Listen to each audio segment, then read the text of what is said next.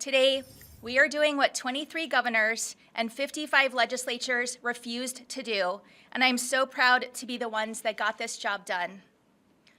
And while I'm proud to All right, Governor Katie Hobbs there, appearing proud of the bill she signed into law today, repealing the Civil War-era abortion law in our state after it narrowly passed the House and Senate. The state Supreme Court passed the near-total ban on abortions a few weeks ago with no exceptions for rape or incest.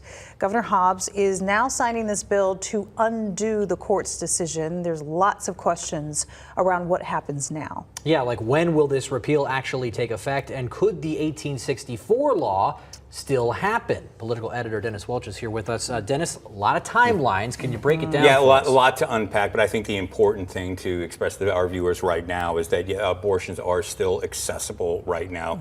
The repeal is not taking effect. It will not take effect until 90 days after the legislature adjourns for the year. We do not know when that is going to be. So what is the net effect? So sometime between now and when this repeal actually does take effect, this near total abortion ban could become the law of the land for a brief period of time, or at least until voters get a say on a citizens initiative in November. Now, my conversations with the Attorney General's office, they tell me, well, this near total ban could take effect as early as late June, or depending on some court maneuvers here, they're asking for some delays or stays, or as they say in legal jargon, it may never take effect, at least before the voters get a chance to vote on a citizens initiative in November. If that ballot initiative does make it to the ballot and voters do approve that citizens initiative, again, would enshrine abortion rights in the state constitution up to viability, 22 to 24 weeks.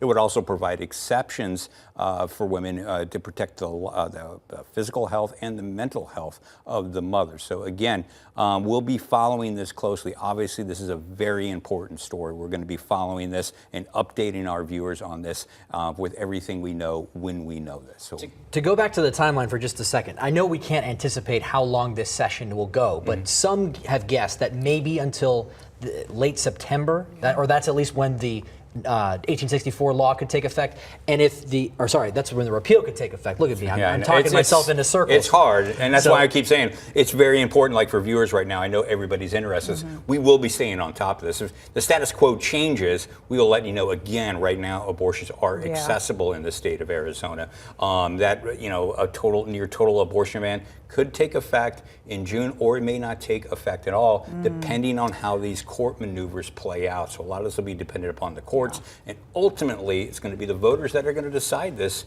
in November. In all likelihood, it's still, we have to see if they gather the signatures, which they haven't, and all that works out. But it looks like that citizens initiative will be on the ballot. Yeah, it sounds like a lot of legalities. We've got two things happening, so we're in a wait and see type of pattern. Pay attention. Yeah, pay attention. That's the best thing I can say, because there is a lot of balls in the air, and there are people like the Planned Parenthood and the Attorney General's office, which is asking the courts to put a stay on this until at least the voters can have a say.